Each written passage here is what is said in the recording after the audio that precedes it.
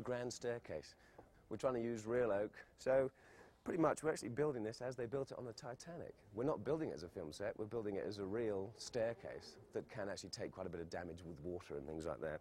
So if you come here, there's this wonderful dome that is over the top of the grand staircase. It's 24 foot in diameter, and it's all made out of glass, and it's a lovely piece. But unfortunately, we're going to smash it all. We put it up, and we were finishing painting, and we were getting pretty near at the end, and Ken Marshall turned up, and I think he almost burst into tears. After 30 years of studying the ship so intently and painting the ship so many times, 100 times, to see this thing in 3 dimensions and be standing here, I am absolutely speechless. I don't know if people realise that we had made it more grand than it really was. People today are just bigger, and 2 people could hardly pass abreast of each other on either side of this center banister. So we added about 18 inches either side, and it just eased it out, and it did look great. This is an extraordinary dress. It was actually part of an entire collection that belonged to one woman. We made a very concerted effort to find as many authentic pieces as we could, because when people go to do a period film, that they're starting from the ground up, you're starting with the corsets and the underwear and the garters and the stockings, and it's a lot of pieces. It's a tremendous accoutrement of accessories. Actors tend to really like that. As they dress themselves, they realize what it felt like to be that person back then. There's nothing that's been left to chance. Even extras who are in the background that you probably will never see are dressed to the nines. Every single woman has a corset on. Everybody is dressed exactly the way they would have been if they were that character. Part of the luxury of being in a film like this is that you basically just have to put on the clothes and walk on the set and you're there. The dining saloon is perhaps the most phenomenal interior set. The fact that that was reproduced full width of the room. Oh, you walked in there and you just had the sense you were on the real ship. This is actually the dining room.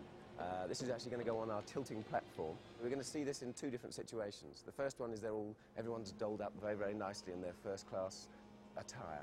They come down, they have a meal. But then later on, we're actually going to have to tilt this thing and drop it 30 feet into a tank of freezing cold seawater. Every prop had to be made.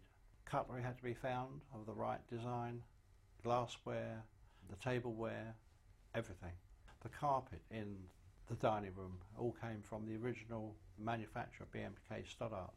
They still had the old designs, and you know, it was all specially woven for us. You have all these wonderful heads over here, all these fantastic details we made out of plaster.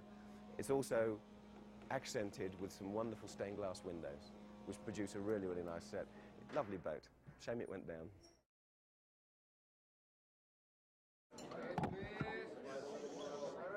Mark.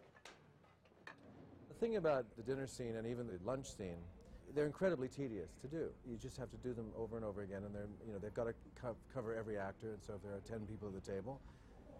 I got the air in my lungs and a few blank sheets of paper. Got air in my lungs and a couple blank sheets of paper. Got air in my lungs, a couple blank pieces of paper. Got lungs in my air. What was my line?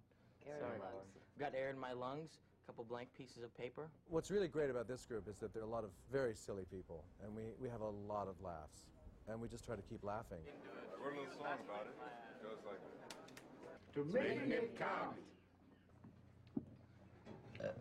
God.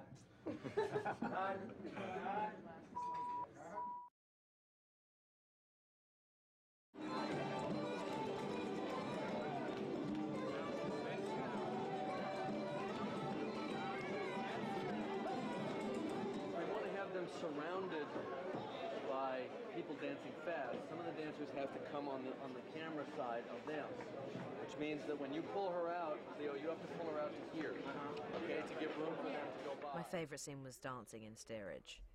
I just had a blast. It wasn't about water. It wasn't about anything else that had anything to do with the film. It was just fun and silly, and I got to be relaxed much more.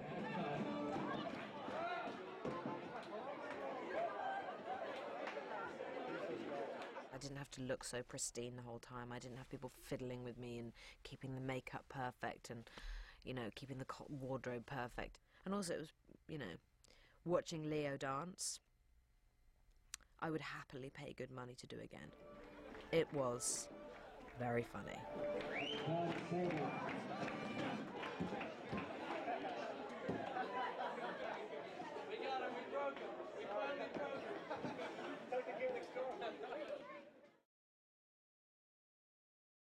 There's something about putting the corset on and getting into the period clothes that I feel that it does all the work for me.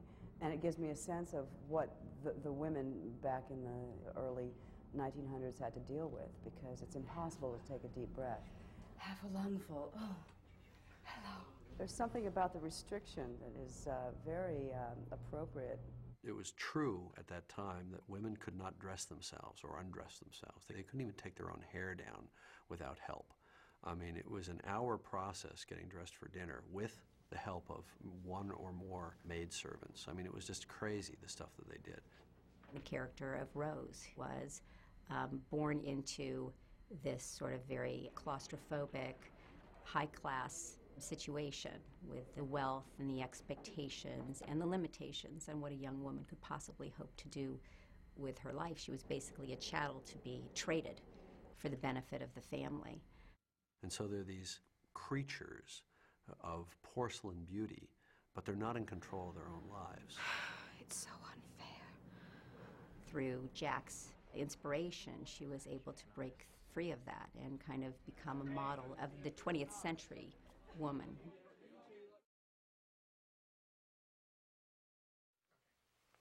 Hi Jim, some ideas for scene 93, the tea scene. I'm going to play the mother, and this is Ellie. Just to remind you that everything the mother does should really be very small. All the corrections that she gives the child should just be done, you know, in a minute way. It doesn't need to be huge gestures. She could remind her to put her napkin on her knee. Right. How about fidgeting is a good one. With the spoon in the teacup. Give it a little tap. Right. Fidget, fidget. Thank you. I think a good one is a slice of cake. How to eat cake. And I think the best type of cake to have will be one that's sliced down like this, like a sponge cake, because it's much easier for you to cut with a fork, which she would do. So, like any normal child, she could go to pick it up with two hands. And the mother can remind her, use your fork. And she would slice it and eat it daintily. And that's it.